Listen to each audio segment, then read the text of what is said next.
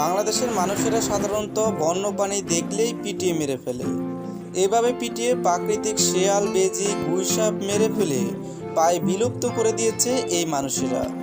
এখন সমস্যা হলো এদের পিটিয়ে মেরে ফেলায় এদের খাবার বিষধর সাপের সংখ্যা বেড়ে যাচ্ছে।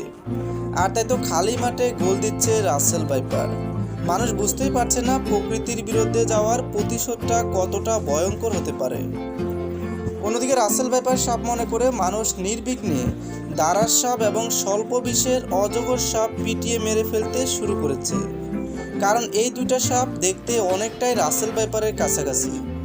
অন্যদিকে শঙ্খিনী বা কেউটে নামে অতি পরিচিতি বিষাক্ত কিন্তু খুব শান্ত স্বভাবের সাপটিকেও দেখা মাত্রই মেরে ফেলা হচ্ছে, যদিও শঙ্খিনী সর্বোচ্চ পরিমাণে রাসেল ভাইপার সাপকে খেয়ে থাকে।